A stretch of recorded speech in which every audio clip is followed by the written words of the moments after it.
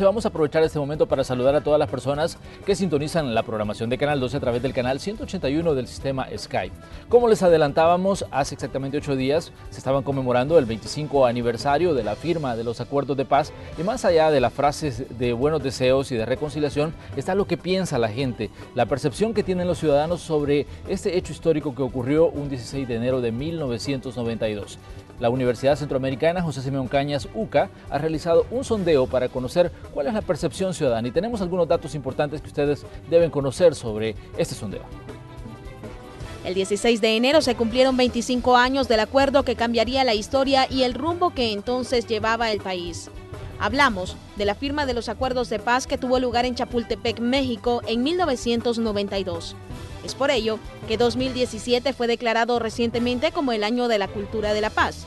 Sin embargo, la más reciente encuesta del Instituto de Opinión Pública de la UCA revela que los salvadoreños en poco o en nada han percibido cambios concretos a partir de este histórico acontecimiento. El sondeo de opinión se realizó con el propósito de conocer cómo los ciudadanos perciben la situación actual del país y de la democracia tras un cuarto de siglo del fin de la guerra civil en El Salvador. La investigación se llevó a cabo entre el 25 de noviembre y el 3 de diciembre de 2016, con una muestra nacional de 1.262 entrevistas a salvadoreños mayores de edad, con un error muestral del 2.8% y un 95% de confianza. Parte de los resultados reflejan que únicamente el 11% de los encuestados consideran que los acuerdos se han cumplido, mientras que un 66.5% piensa que en poco o en nada se cumplieron los objetivos de estos. La encuesta de la UCA consultó además a los ciudadanos su apreciación sobre el estado de diferentes ámbitos relevantes para la vida nacional luego de la firma. Los detalles de estos y otros aspectos tomados en cuenta en esta encuesta los conoceremos a continuación en la entrevista de este lunes 23 de enero. Comenzamos. Le vamos a dar la bienvenida a nuestros invitados de esta mañana. Saludamos al rector de la Universidad Centroamericana José Simeón Cañas, André Oliva, bienvenido. Un gusto que nos acompañe en Canal 12. Muchísimas gracias, Manuel, por la invitación, por la posibilidad de estar aquí, y también quiero saludar a todas las personas que nos están viendo en esta mañana. También saludamos a la directora del Instituto Universitario de Opinión Pública de la Universidad Centroamericana, la doctora Janet Aguilar. Bienvenida, Janet. Muy buenos días, como siempre, agradeciendo el espacio para compartir estos datos. Bueno, comencemos hablando de los resultados de este sondeo. Hay situaciones que a mí me parece que son muy interesantes, sobre todo la percepción que tiene el ciudadano. Por ejemplo, la primera pregunta dice, ¿qué tanto se han cumplido los acuerdos de paz? Y a mí me parece, no sé si preocupante, si podría decir que la gente piensa que es muy poco lo que se ha cumplido, pero ¿por qué quizás este desencanto? Porque si esta misma pregunta se hubiera hecho allá por 1992, quizás la gente hubiera dicho que estaba felices con el acuerdo, pero si lo hacemos un cuarto de siglo después, ¿por qué el desencanto con este hecho histórico, ¿no? Bueno, efectivamente, digamos, los datos dan cuenta, revelan que a 2 décadas y media de la firma de los acuerdos de paz, los ciudadanos se sienten bastante desencantados con la marcha del país y el estado de la democracia.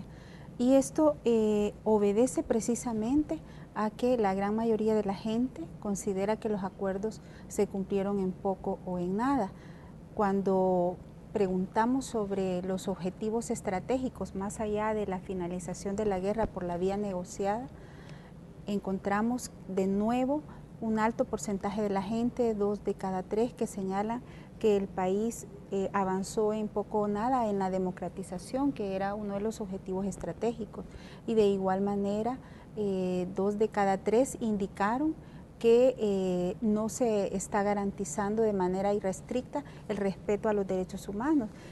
Y cuando se pregunta qué tanto se cumplió el objetivo de reunificar a la sociedad salvadoreña, que fue otro de los objetivos que plasmó en ese momento, que plasmaron los acuerdos de Ginebra y que se retoman nuevamente en los acuerdos de Chapultepec, en este caso 3 de cada 4 indicaron que se cumplió poco o nada, es decir, hay una elevada insatisfacción de la gente con el cumplimiento de los acuerdos de paz, no con los acuerdos en sí, sino más bien señalan déficits severos de cumplimiento en materia de democratización, en materia de respetos humanos, en materia de reunificación, de reconciliación de la sociedad salvadoreña, y esto obedece a que en la práctica, a la luz de la realidad concreta de la gente, los cambios advertidos son pocos. Más bien, cuando se pregunta cuál es la situación general del país a 25 años de los acuerdos de paz, el 80% de la gente indica que está peor o igual que hace 25 años. Es decir,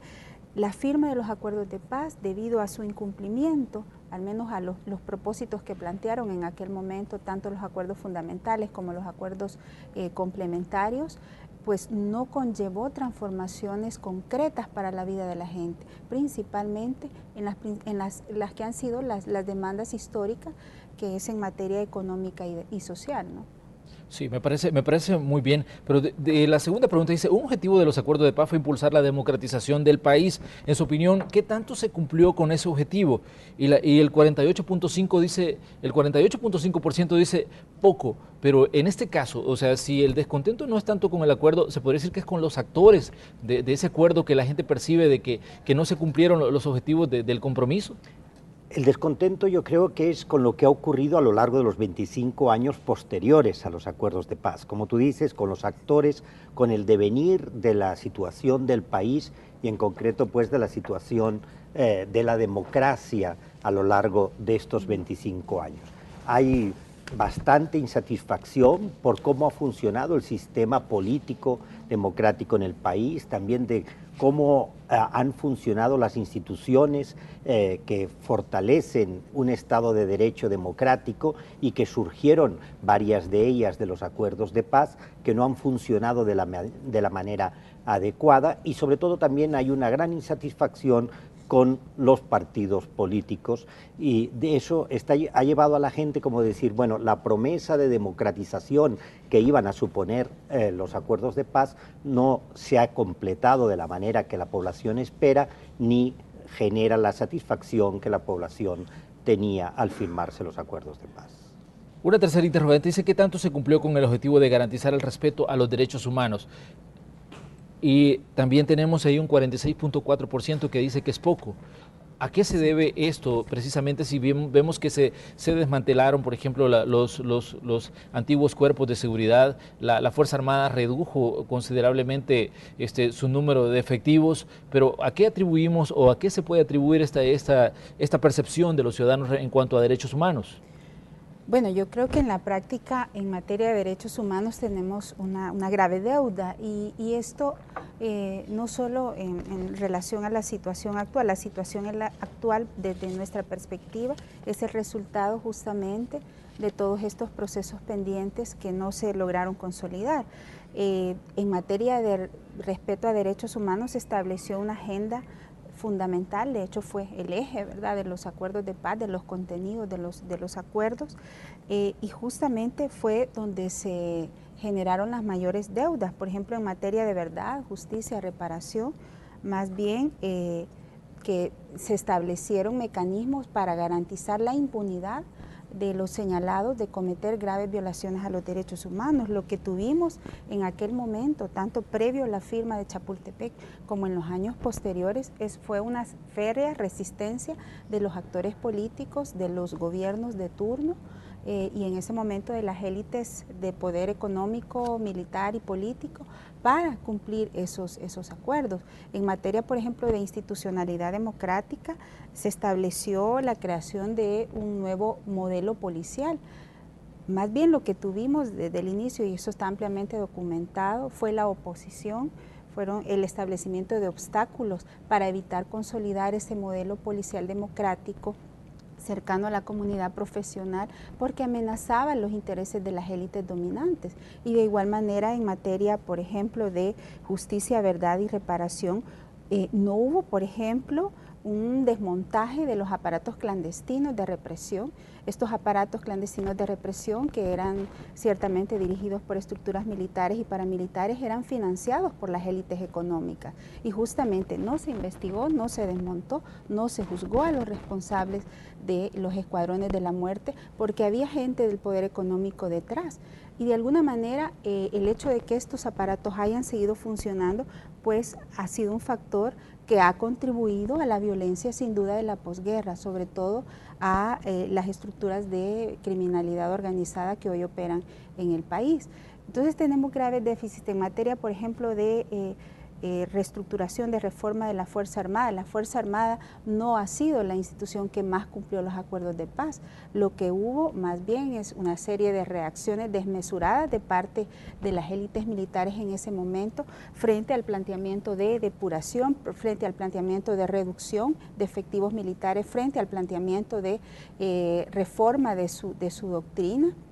Ciertamente hubo una reducción numérica, pero por ejemplo los acuerdos de paz en su capítulo 1 estableció que la Fuerza Armada debería de abandonar sus tareas en seguridad pública. Hemos visto todo lo contrario.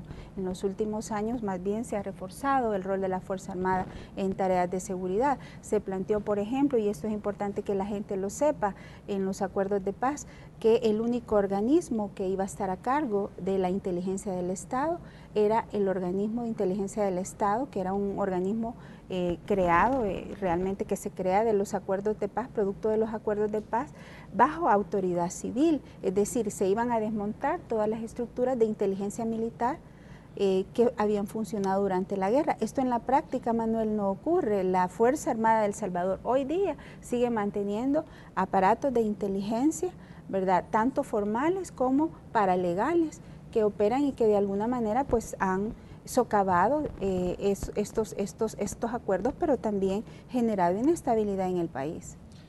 Debido a todos estos factores que tenemos, situaciones como la gráfica que veíamos cuando dice ¿qué tanto se ha cumplido con el objetivo de reunificar? La gente no percibe que haya una reunificación de la sociedad salvadoreña, al contrario, perciben que las diferencias que tenemos como sociedad en este momento son los que no nos permiten avanzar como país. ¿Qué piensa usted de esta percepción, padre? Efectivamente es llamativo que es el porcentaje mayor de la población que considera que poco o nada se ha avanzado en la reunificación del país, es el 73.5% de la población, y eso evidencia lo que está ocurriendo en la realidad. A mí me parece que cuando la persona habla de reunificar la sociedad salvadoreña manifiesta distintos aspectos. Un aspecto es la polarización política que vivimos en el país, que es evidente y constantemente sale a la escena pública, esa polarización tan grande entre los distintos partidos políticos, sobre todo entre los dos partidos mayoritarios.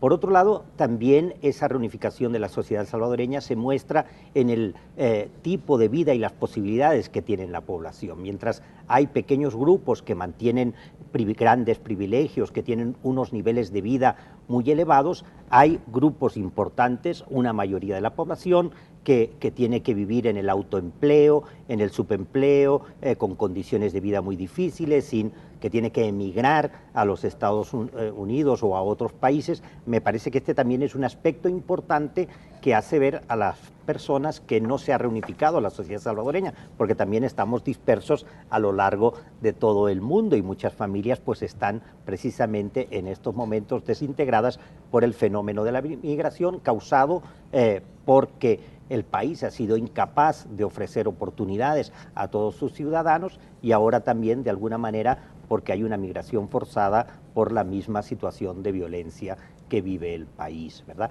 También esta situación de violencia pues muestran que la población salvadoreña no ha logrado ese objetivo de reunificación, ¿verdad? Yo creo que este es uno de los aspectos muy importantes que está vinculado también a todo lo que tiene que ver con el proceso de verdad, justicia y reparación que quedó pendiente de los acuerdos de paz, donde encontramos de la parte de la población demandas importantes, ¿verdad? 2 de cada 3 piden que la Fiscalía General de la República debe investigar las graves violaciones a los derechos humanos durante el conflicto armado, que 8 de cada 10 que la Fuerza Armada debe colaborar precisamente con la investigación de estos hechos, y así, o sea, vemos que la población tiene una perspectiva de que es importante conocer la verdad, que haya justicia en aquellos casos de violaciones a los derechos humanos que podrían llevarnos a lo que estamos hablando y que estos días se ha dicho mucho, ¿verdad? La reconciliación en la sociedad salvadoreña, un paso que no se ha dado y para el que falta mucho. Hay un elemento que a mí me parece importante y es cuando los ciudadanos, bueno, se ven todos los actos conmemorativos de la firma de los acuerdos de paz, pero el día siguiente la situación parece que vuelve a la normalidad y vuelven los choques verbales entre los diferentes actores actores políticos y se vuelve la tónica del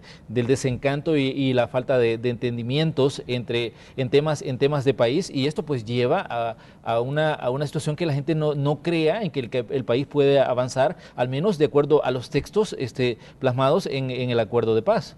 Y por eso, bueno, tenemos este gráfico que dice: ¿cómo crees que está el país luego de la firma de los acuerdos de paz?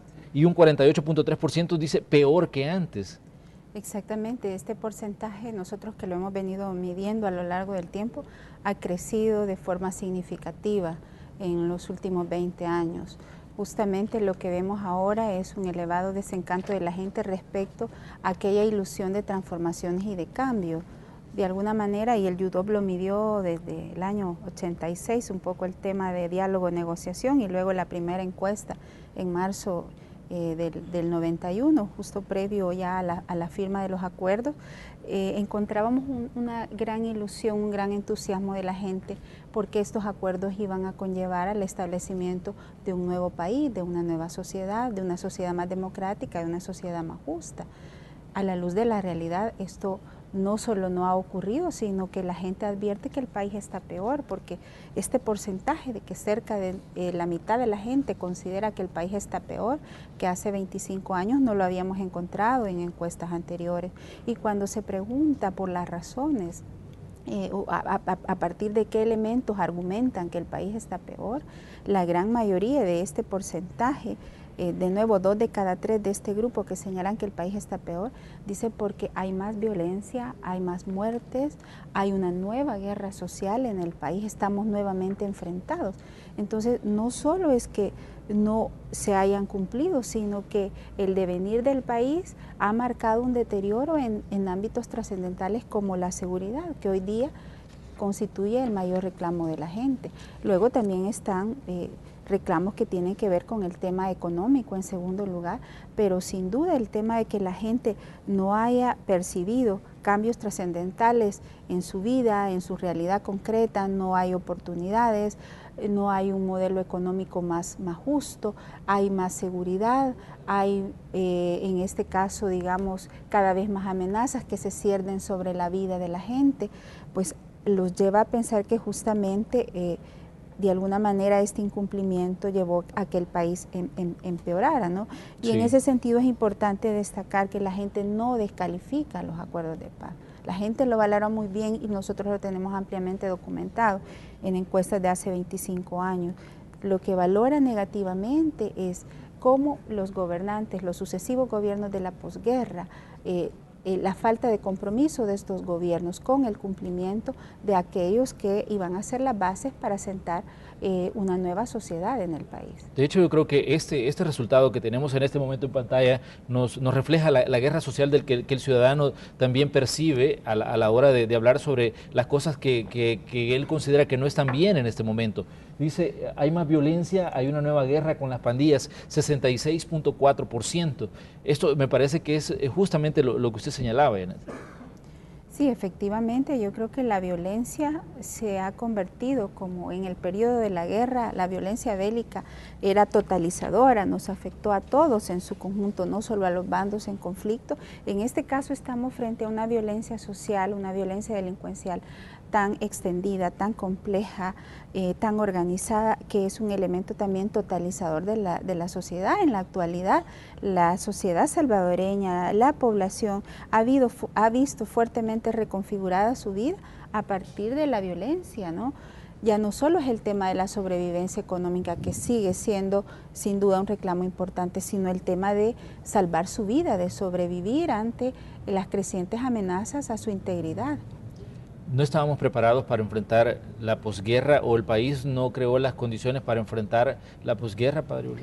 Yo diría que no hubo posguerra en nuestro país, de hecho, ¿verdad? O al menos se quiso pasar de la situación de guerra a una situación de paz normalizada sin considerar que era necesario un tiempo de posguerra, realizar un proceso de posguerra, ¿verdad? Y de hecho, pues poco después de la firma de los acuerdos de paz, lo que tuvimos fue la implementación de un modelo económico neoliberal que agudizó precisamente la situación de injusticia, y de división y exclusión en nuestro país. Entonces, este modelo neoliberal lo que hizo fue agudizar muchos de los aspectos que llevaron también al conflicto armado, ¿no? La situación de la pobreza de la gente, la falta de empleo, generó una nueva migración hacia otros países en busca de salidas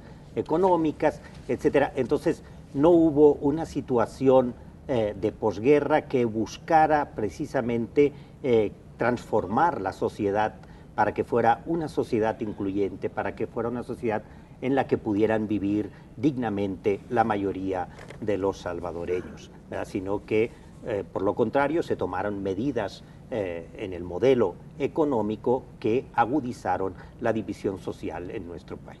A mí me parece un dato interesante la gráfica que vamos a ver a continuación, qué tanto ha mejorado la seguridad pública. En diferentes sondeos, en diferentes estudios que ha hecho la UCA a lo largo del tiempo, creo yo que la seguridad aparece como la gran constante, como uno de los graves problemas que no se ha logrado resolver y que sigue ahí y que sigue siempre ocupando los primeros lugares entre lo que la población ve como una situación apremiante para ellos, y vemos diferentes fórmulas que se han intentado aplicar y hasta ahora pues no han dado pues un resultado que se diga pues que ha sido efectivo. Bueno, sí, efectivamente, a lo largo también de mediciones en los últimos 25 años hemos visto cómo la preocupación por la seguridad, por el crimen, por la delincuencia ha desplazado en este caso a un segundo lugar de las preocupaciones al tema económico, a partir justamente de los años posteriores a la mano dura, 2004, 2005, 2006, el tema de la seguridad se reposiciona como en la agenda nacional como la principal preocupación de la gente, y esto no solo en base a percepciones, sino en base a la realidad concreta que la gente vivió. Justamente a partir de los años posteriores a la mano dura, la violencia se agudiza y se complejiza más en el país. Pero además de eso, lo que usted ya señalaba, ¿verdad? No solo ha habido atención a aquellos factores estructurales que han generado la violencia de la posguerra, en este caso nunca, se le dio espacio al foro económico social, más bien aquello no llegó a funcionar, porque de nuevo las élites económicas se opusieron a tomar acuerdos en materia económica social. Los acuerdos de paz también establecieron mecanismos para paliar los efectos de las políticas regresivas, de las políticas neoliberales, porque ya estaban en curso. No se adoptaron, más bien hubo muchas resistencias para bloquear cualquier avance en esa dirección. En esa línea, junto a la falta, a la desatención sistemática de esos factores estructurales que tienen que ver con el tema de la inequidad, de la exclusión social, la ausencia de una política criminal integral. Hasta ahora, los sucesivos gobiernos de la posguerra han ensayado fórmulas inmediatistas de corto plazo para generar un impacto efectivista en la población y no para resolver las causas estructurales que están a la base de la reproducción y de la complejización de esta violencia. Lo que hemos visto en este caso más bien es que se le apostó a no implementar el modelo ideal establecido en los acuerdos de paz de seguridad pública democrática, ¿verdad? La Policía Nacional Civil se estableció como una institución clave para consolidar la democracia, porque ya se adelantaba que venía un auge típico de la violencia de la posguerra, ¿no? Pero lo que hicieron fue justamente impedir el desarrollo de ese modelo, que en este caso se planteó como un modelo civilista, democrático, profesional, y más bien se hizo todo lo posible para avanzar a un modelo autoritario, represivo y con rasgos militaristas, que es lo que tenemos hoy día. Aún peor, ¿verdad? La Policía Nacional Civil ha sido cuestionada en las últimas 2 décadas por ser la principal violadora de los derechos humanos de la población, según datos de la Procuraduría para la Defensa de los Derechos Humanos, con base a las denuncias de ciudadanos. En los últimos 20 años, la Policía Nacional Civil ha sido la institución estatal más denunciada por señalamientos de abusos, de violaciones a los derechos humanos.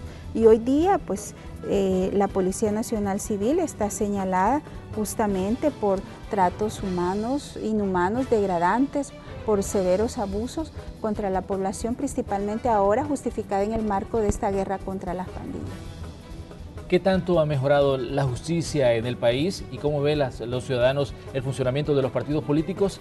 Cuando regresemos les vamos a dar las respuestas a estas interrogantes. ¿Qué dicen los ciudadanos a través de esta encuesta que ha realizado la UCA?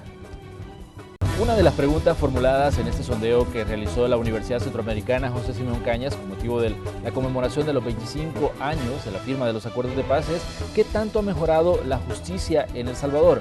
Estos son los resultados.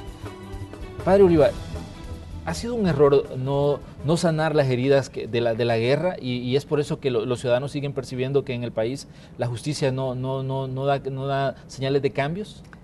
Yo diría que este es un aspecto, pero no es el único aspecto. Ciertamente fue un error y es un error que no se abordaran los problemas de justicia respecto a las violaciones a los derechos humanos durante el conflicto armado y vemos que la población valora esto como algo muy positivo, pero también no es menos cierto que a pesar de que se le asignó al sistema de justicia un presupuesto importante precisamente fruto de los acuerdos de paz, esta no ha mejorado, ¿verdad? Esta no ha mejorado y eso lo hemos visto y se ha medido incluso, ¿verdad?, de que aquellos casos que se presentan como denuncias a la Fiscalía General, apenas un 3% terminan el proceso con una condena, ¿verdad? El sistema de justicia en El Salvador es inoperante, es tardío, funciona mal, porque realmente pues, el ciudadano no tiene los apoyos, por un lado, que debería tener para poder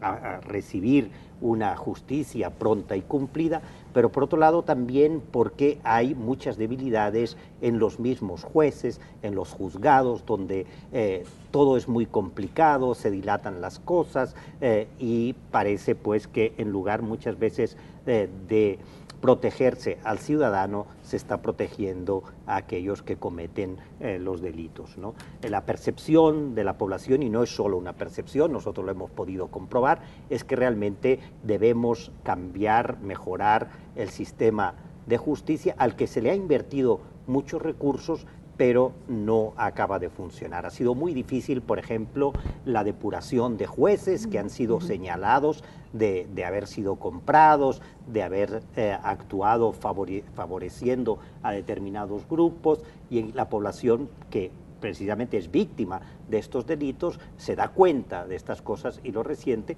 pero la Corte Suprema de Justicia ha sido incapaz de depurar a estos jueces. Hay jueces que ya tienen mucha edad, que llevan muchos años en el sistema de justicia. No sé si se sabe, pero un juez no tiene una edad para jubilarse y puede seguir toda la vida. Hemos visto jueces que se duermen en las audiencias, que llevan preparadas ya las resoluciones. Entonces, realmente el sistema de justicia es un problema en nuestro país y eso lo percibe la ciudadanía y por eso ve pues, que no ha mejorado después de los acuerdos de paz como se esperaba, a pesar de los enormes recursos que tiene. Pero se ve señales de que la Administración de Justicia en El Salvador haga un mea culpa y enfrente este problema que tiene al ciudadano pensando de que la justicia en El Salvador no funciona.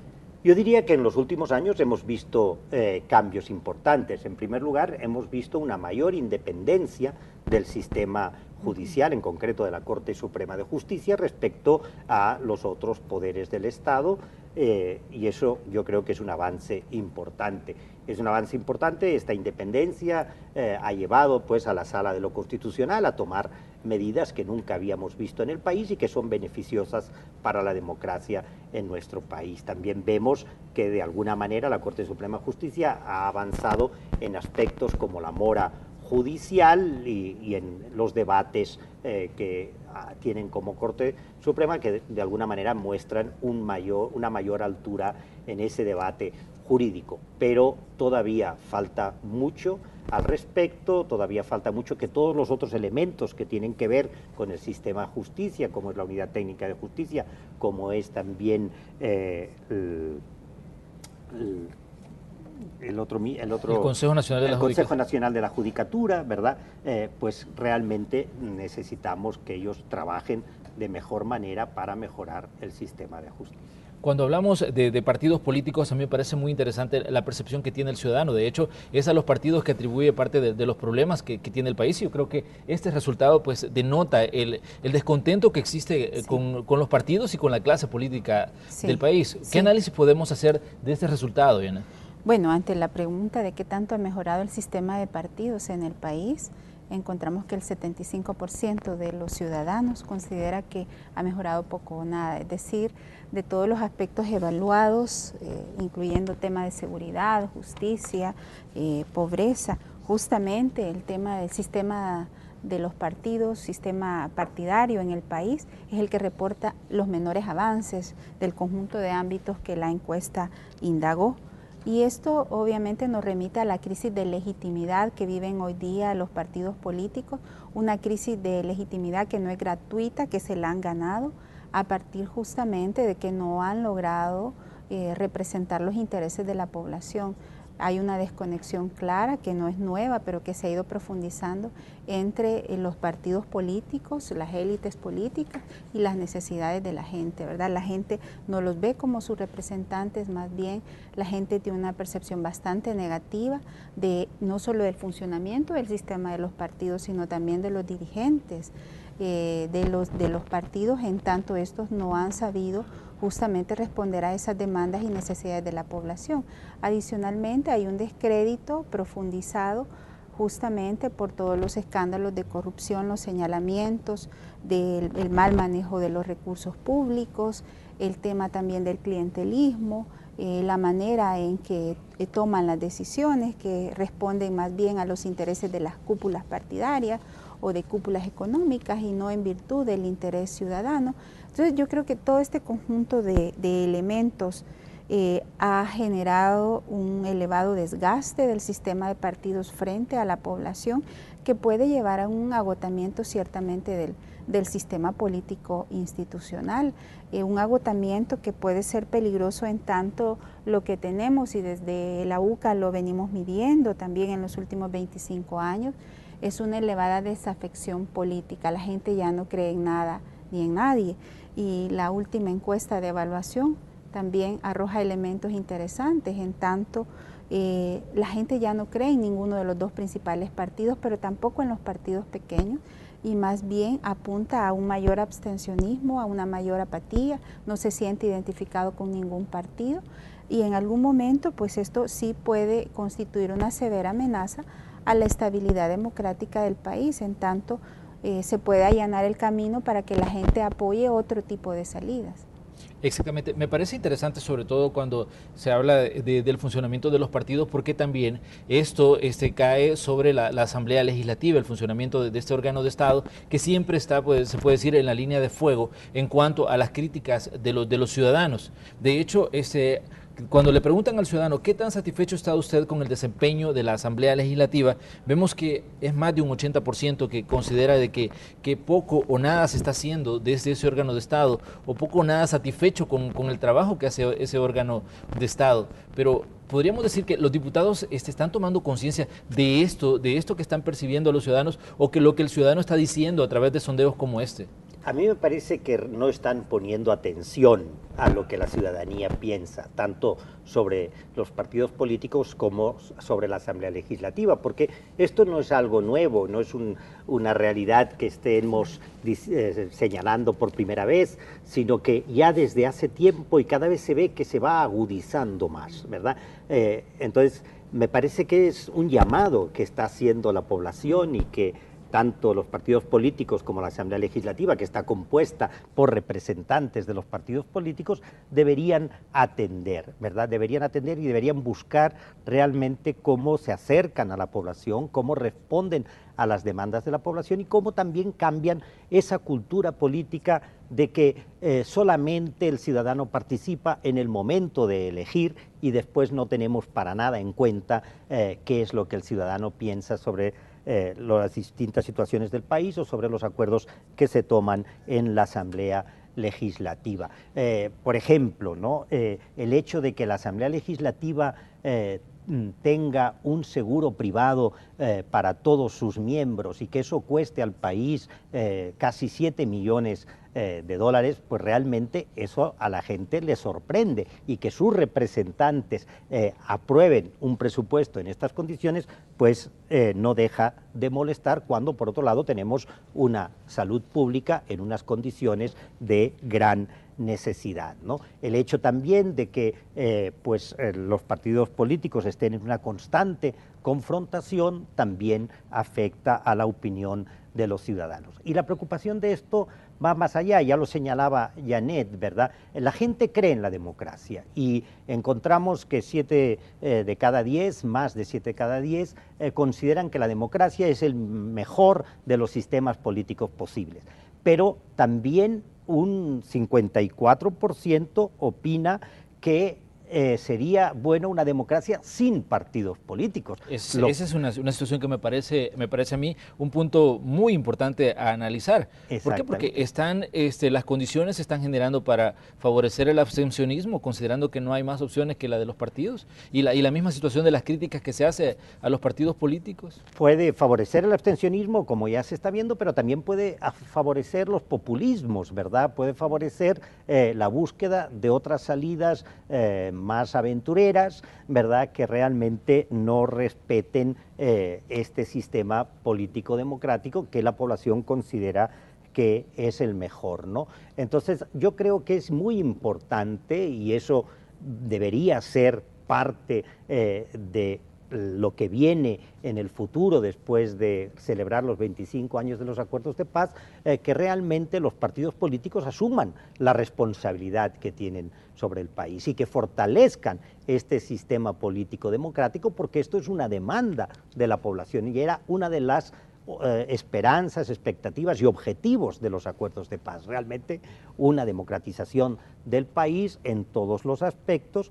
Y lo que ve la población es que los partidos políticos y la Asamblea Legislativa no han cumplido con ese papel. Me parece muy interesante, sobre todo porque el 25 aniversario de la firma de los acuerdos de paz cae en 2017, que es un año preelectoral, y ya los partidos pues están pensando en aceptar sus maquinarias, porque ya están pensando en 2018, en marzo de 2018, pero vemos resultados como este, que está satisfecho está en la forma que ha funcionado el sistema de partidos, y dice el 46.6, dice poco satisfecho, y un 35.8 nada satisfecho, lo que nos indica que el ciudadano también percibe de que hay un trabajo solo en pro de intereses propios de cada partido, no enfocarse en los problemas que afectan al ciudadano directamente. Bueno, sí, efectivamente, en este caso 81.8% de la gente está poco o nada satisfecho con el sistema político del país con la forma en que ha funcionado el sistema de partidos. Esto de alguna manera, bueno, nos remite a lo que ya señalábamos, un cierto agotamiento del sistema de partidos que de nuevo nos obliga también a volver al punto de partida de hace 25 años. Sí. ¿Verdad? Muchas de las reformas políticas que iban a sentar las bases para el establecimiento de un nuevo orden económico, social y político planteaban la necesidad también de un nuevo sistema político, y es que una nueva sociedad salvadoreña no era posible sin una reforma a fondo estructural del sistema, no solo político partidario, sino del sistema político institucional. Justamente el sistema político institucional ha sido uno de los que ha mostrado mayor resistencia a reformarse, ¿verdad? Hemos visto cómo sí se ha avanzado en una democracia electoral, en tanto pues existen instituciones que de alguna manera organizan elecciones, hay una mayor participación de la gente en esas elecciones, pero hemos avanzado muy poco en términos de una democracia participativa, de una democracia de ciudadanía. Y de ahí es interesante encontrar que cuando preguntamos a la gente qué tanto apoyaría que se cree una nueva constitución que reforme el sistema político, encontramos un elevado porcentaje, más del 80%, que señala su nivel de acuerdo de que la constitución de que se establezca una nueva constitución que de alguna manera establezca nuevas bases para la creación de una reforma a profundidad del sistema político institucional. Entonces yo creo que son elementos que deberían de disparar las alarmas no solo de los partidos políticos, sino de la clase política que está gobernando el país. Esto no les va a durar mucho porque ya hay un agotamiento, hay un cansancio de la gente, y de alguna manera si siguen gobernando de espaldas a la realidad de la gente, a las necesidades de la gente, pues yo creo que esto se les puede revertir, no solo en tanto la gente ha retirado sus apoyos, como lo hemos visto en los últimos años, al sistema de partidos, al sistema político, sino que se pueden generar las bases nuevamente para brotes de descontento social. Y de hecho creo que se puede reflejar en la elección presidencial. 6.000 votos hasta cierto punto pues no es una diferencia tan grande para definir una elección presidencial. Sí, pero podemos ver, por ejemplo, los niveles de abstencionismo de la segunda ronda electoral, que hasta ahora, bueno, no los lograron confirmar, pero que se cree que fueron bastante elevados, y obviamente estos son elementos de análisis que de alguna manera deberían de estarse discutiendo, estarse replanteando dentro de la clase política. Yo creo que la conmemoración del 25 años de los acuerdos de paz debe ser una oportunidad histórica para replantearnos como país todas aquellas deudas pendientes, para retomar aquella hoja de ruta que nos plantearon los acuerdos de hace 25 años, obviamente de cara a un nuevo contexto, un contexto incluso más complicado desde mi perspectiva que el que teníamos hace 25 años. Ciertamente se desmontó la guerra, fuimos exitosos en desmontar la guerra, pero hemos fracasado en consolidar la paz, hemos fracasado en consolidar la democracia, hemos fracasado en consolidar la participación ciudadana. Me parece importante, sobre todo también, que analicemos las reformas políticas que se han dado a través de las resoluciones de la Sala de lo Constitucional. Parte de las transformaciones no se han dado por voluntad propia de los partidos, sino por las decisiones tomadas desde un tribunal superior. ¿Cómo se puede tomar y cómo se puede interpretar esta situación, Padre Olio? Bueno, yo creo que se interpreta precisamente por lo que vamos viendo, ¿verdad? No parece que los partidos políticos haya mayor interés en esas transformaciones que permitan una mayor participación de parte de la población. No hay interés en los partidos políticos en que haya una democratización interna, en que los candidatos que presentan sean elegidos a través de elecciones internas dentro de los partidos. Tampoco había interés en que cada elector pudiera elegir a aquellos diputados que le parecían que podían representarle mejor en la Asamblea Legislativa. Entonces, todo eso los partidos no tenían interés en reformarlo, como tampoco querían pues que hubiera una mayor transparencia en las finanzas de cada uno de los partidos. Entonces, de alguna manera ha sido la Sala la que ha ido pues señalando a través del uso de la Constitución y lo que la Constitución pues nos da como derechos democráticos, ir abriendo este sistema político, ir forzando esas transformaciones para que haya una mayor participación ciudadana y la democracia de alguna manera funcione de mejor manera. Pero hay aspectos que me parecen muy interesantes del sondeo que se ha realizado cuando le preguntan a la gente qué tan orgulloso está usted de, y ahí ponen diferentes opciones: la Corte Suprema de Justicia, el presidente de la República, la Sala de lo Constitucional, pero el que más me llamó la atención es el último, que dice de ser salvadoreño. El 91.2% dice mucho o algo de ser salvadoreño, de lo que más se siente orgulloso. Y ahí podemos ver que la población lo que va señalando son las situaciones que no están funcionando bien en el país, pero que en sí, o sea, tienen un amor por esta tierra. Claro, todo. Claro.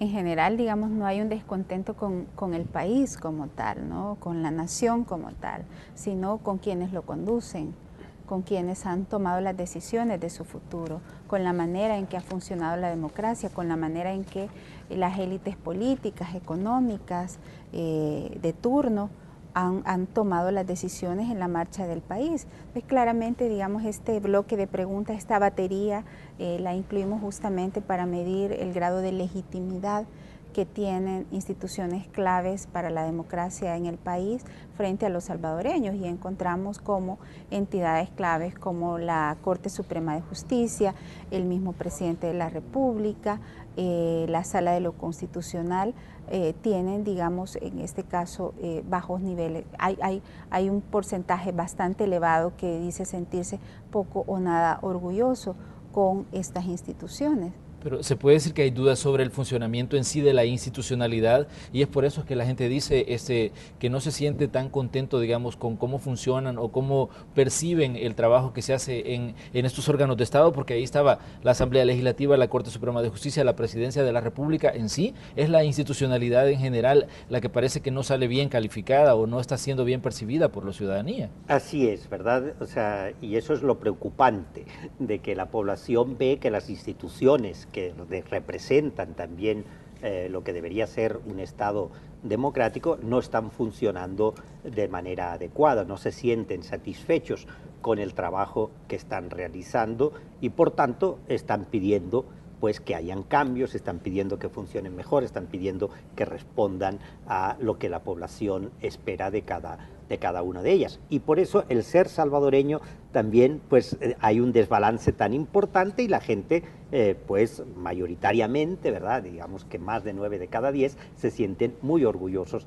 de ser salvadoreños. Entonces no es un problema, como decía Janet, del país, sino es un problema de cómo el país está siendo conducido, de cómo funcionan aquellas instituciones que tienen la responsabilidad y el mandato de llevar el país adelante y de hacer que este país funcione con un buen gobierno, ¿no? Entonces, yo creo que eso es importante verlo porque este orgullo de ser salvadoreño nos hace ver que la población desea, ¿verdad? Precisamente porque se siente orgullosa de ser salvadoreño, que el país funcione mejor, que en el país todos tengamos cabida, que en el país haya una mayor equidad, hayan oportunidades y está demandando a las instituciones que tienen la responsabilidad en buena medida de hacer esto, que funcionen adecuadamente. Me parece interesante también el ejercicio cuando se habla sobre la democracia, que los ciudadanos creen en la democracia, pero lo que están señalando directamente es que no creen en la forma en que se está haciendo el trabajo de los que deberían de ser garantes de esa democracia. Exactamente, como ya lo decíamos, hemos constatado que se mantiene un alto nivel de respaldo a la democracia como régimen político, es decir, la gente sigue creyendo que la democracia es el mejor régimen para que cualquier otra forma de gobierno para vivir en el país. Sin embargo, 2 de cada 3 se sienten insatisfechos con la manera en que ha funcionado la democracia en el país, porque la gente claramente advierte que la democracia, la manera en que ha funcionado, presenta déficit severo. Es decir, la gente sabe que realmente la democracia no se llegó a consolidar después de los acuerdos de paz. Entonces sí hay un respaldo a la democracia como régimen político, pero hay una elevada insatisfacción con la forma en que este sistema ha funcionado en las últimas 2 décadas y media. Bueno, vamos a hacer una nueva pausa comercial, pero ya vamos a regresar con más de los resultados de esta encuesta que tiene que ver con el 25 aniversario de la firma de los acuerdos de paz. Ya volvemos con más aquí en Hechos AM. Continuamos con el espacio de la entrevista de Hechos AM correspondiente a este día lunes 23 de enero de 2017. Estamos hablando sobre un sondeo que realizó la Universidad Centroamericana José Simón Cañas y que tiene que ver con el 25 aniversario de la firma de los acuerdos de paz. Hemos hablado con el rector de la universidad, con el padre Andreu Oliva y también con la directora del Instituto Universitario de Opinión Pública, la doctora Janet Aguilar. Y estamos en el último punto. Me parece muy interesante que hablemos sobre esta interrogante que se formuló, que dice: la anulación de la ley de amnistía, la Fiscalía General de la República debería promover la investigación de los casos de graves violaciones a los derechos humanos durante la guerra. Un 66.3% dice que está de acuerdo. ¿Significa esto de que la población está consciente de que hay temas todavía que no están saldados en cuanto a los crímenes que se cometieron durante la guerra y que la población está buscando o está pidiendo que se investigue y que se haga justicia en estos casos? Pues es evidente, ¿verdad? Porque 2 de cada 3 salvadoreños consideran que deben abordarse estos temas, que debe investigarse, que debe deslindarse quiénes fueron los responsables de esas graves violaciones a los derechos humanos, y esto es coherente con otros resultados que hemos obtenido cuando hemos preguntado sobre este tema, ¿verdad? Yo creo que este es uno de los aspectos pues también que quedaron pendientes, que fueron incumplidos de los acuerdos de paz, en lo que hacía referencia pues a la lucha contra la impunidad, en especial respecto a la Fuerza Armada. Se acordó pues que no se permitiría la impunidad, que se investigaría, que se haría justicia, en concreto en aquellos casos que señalara la Comisión de la Verdad y que se seguirían las recomendaciones de la Comisión de la Verdad. Eso no se hizo en su momento y la población ha mostrado a lo largo de estos años, y lo confirmamos una vez más con este sondeo, en que pues no está de acuerdo en ese incumplimiento y que considera que deben ser investigados estos casos. También pues encontramos que la población considera que la Fuerza Armada debe apoyar para poder investigar dichos casos y que pues el país debería ir avanzando hacia el conocimiento de la verdad, la justicia y la reparación a las víctimas. Es un sentimiento que la población tiene, ¿verdad? Los acuerdos de paz y la posguerra también se centró sobre todo en los que fueron combatientes de ambos lados, pero dejaron a un lado a las víctimas de la población civil. Y por eso es muy importante y hay una demanda fuerte de parte de la población que ese capítulo se cierre. Por eso nosotros cuando oímos que se dice que las heridas se volverán a abrir con estos temas, decimos que no, porque las heridas nunca se han cerrado y la población realmente desea conocer qué es lo que pasó y quiénes fueron los responsables de esas tan graves violaciones a los derechos humanos que se cometieron en nuestro país durante el conflicto armado. Cuando se habló de la ley de amnistía en los meses recientes, bueno, todo el mundo hablaba ya hasta cierto punto de resultados caóticos a raíz de lo que estaba ocurriendo. Sin embargo, vemos que el tiempo sigue pasando y que la situación no sigue igual como cuando estaba todavía esa ley. ¿Qué podemos esperar de hoy en adelante o qué podría esperar el ciudadano de hoy en adelante a partir de lo que ocurrió con la resolución de la Sala de lo Constitucional? Porque si bien todo el mundo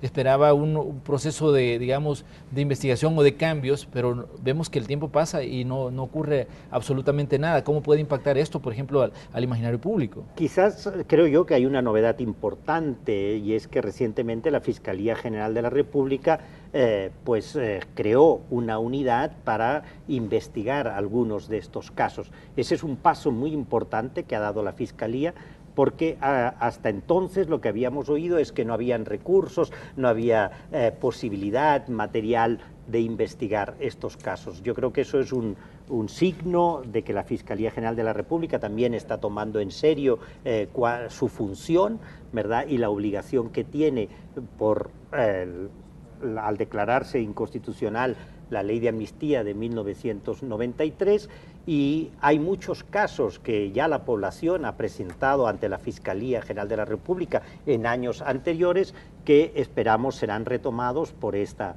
unidad y podrán hacerse las investigaciones correspondientes. Por otro lado, también es importante que pensemos en un sistema de justicia transicional, que es un sistema que se da en todos aquellos casos cuando se pasa de un conflicto armado interno a la paz, ¿no? Y ahí es muy importante, y también ha habido anuncios al respecto, pero esperamos que no se repita y sea una ley de amnistía camuflada, lo que se haga, sino que realmente se busque una ley de reconciliación que no evada ni el conocimiento de la verdad ni la justicia, pero teniendo en cuenta pues que se requiere una justicia para una época de transición de la guerra a la paz. Vamos a ir a la última lámina, pero antes me gustaría hacerle una pregunta, Padre Oliva, en el sentido de que no es tarde todavía en El Salvador para que se esté hablando de justicia transicional a 25 años ya de cerrado el conflicto. Evidentemente que es tarde, pero vale más tarde que nunca, dice el dicho popular, ¿verdad? Y yo creo que aunque sea tarde, es importante que ahora que se da la oportunidad se haga y que retomemos como que pues esos 25 años no hubieran ocurrido porque ha estado el tiempo detenido por la Ley de Amnistía de 1993 y a partir de ahí pues iniciemos un proceso verdadero de justicia, un proceso pues que no deje en la impunidad estos crímenes, pero que tal como también la misma sentencia de la Sala lo aconsejó, fuera una justicia transicional, que tenga en cuenta precisamente que estábamos en un periodo de guerra, de conflicto armado, y que se da un paso hacia la paz, y eso puede permitir que haya una mayor colaboración de todas aquellas personas que tuvieron que ver con esos hechos. Bueno, vamos a la última interrogante que planteaba el sondeo de la Universidad Centroamericana. ¿Qué tanto apoyaría un nuevo acuerdo que favorezca la unidad de todos los sectores de la sociedad salvadoreña?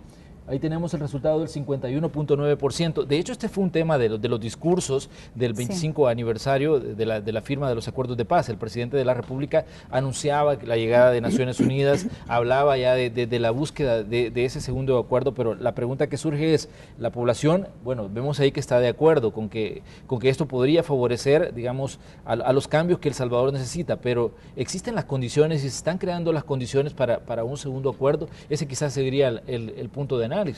Sí, efectivamente, bueno, existen dudas si efectivamente existen las condiciones, si existe la voluntad política también para retomar en primer lugar aquellos puntos de la agenda pendiente que nos han llevado de alguna manera a reproducir muchos de los problemas que estuvieron a la base del conflicto armado, y si existen también las condiciones de despolarización necesarias para poder avanzar en un acuerdo de esta naturaleza. Yo creo que una preocupación es que nuevamente no sea un acuerdo de élites como en su momento lo fue en el 92, que sea un acuerdo donde quepamos todos, donde se tome en cuenta la voz de la gente, donde se tome en cuenta la voz de las víctimas que siguen olvidadas. Digamos, las víctimas a veces son instrumentalizadas para eventos, digamos, de gran magnitud, pero en la práctica, ¿cuáles son los programas de reparación? ¿Qué acciones va a tomar el Estado justamente para repararles ya no solo materialmente, sino moralmente el daño que se les causó? ¿Cuáles son los programas de alguna manera de atención psicosocial que se va a dar a las víctimas ya no solo del conflicto armado? Ni siquiera tenemos programas de atención psicosocial, de salud mental, de atención a las víctimas de la violencia actual. Entonces yo creo que sin duda que hay que preparar las condiciones. Por hoy tenemos dudas de si las existen, ¿verdad? Vemos que un día después, Arena de la conmemoración, de la enorme parafernalia de la conmemoración, Arena se estaba retirando de la mesa de discusión debido a la manera en que se aprueba el presupuesto. Entonces más bien son indicios de que más allá de declaraciones de buena voluntad, no hay realmente una auténtica voluntad, compromiso, sobre todo de las principales élites políticas, de avanzar al establecimiento de un nuevo acuerdo de paz, de nuevas condiciones para el país. Ellos están más enfocados, desde mi perspectiva, en la disputa del control del poder económico. Tanto la izquierda como la derecha están centrados más bien en quién controla los pocos recursos que queden en el país para sus propios intereses y no para el beneficio colectivo. Bueno, estamos llegando ya al final del espacio de la entrevista correspondiente de este día lunes. Le queremos agradecer al padre Andreu Oliva, rector de la Universidad Centroamericana, que ha venido a conversar con nosotros y a discutir los resultados de este sondeo que me parece muy interesante, sobre todo porque estamos a 25 años ya de la firma de este acuerdo. Parece que el tiempo no transcurre rápido, pero ya es ya un cuarto de siglo de este hecho histórico en El Salvador. Gracias por estar con nosotros. Muchas gracias, Manuel. Y yo quisiera solo decir que me parece que los resultados de este sondeo también están dando una agenda hacia lo que deberían ser estos acuerdos que el país necesita para salir adelante. También gracias a la doctora Yanet Aguilar por acompañarnos. Muchísimas gracias, Manuel, como siempre, por el espacio. Bueno, así cerramos el espacio de la entrevista correspondiente este día lunes. Como siempre, les invitamos a que continúen con la señal de Canal 12 porque ya venimos con la segunda parte de Noticiero Hechos.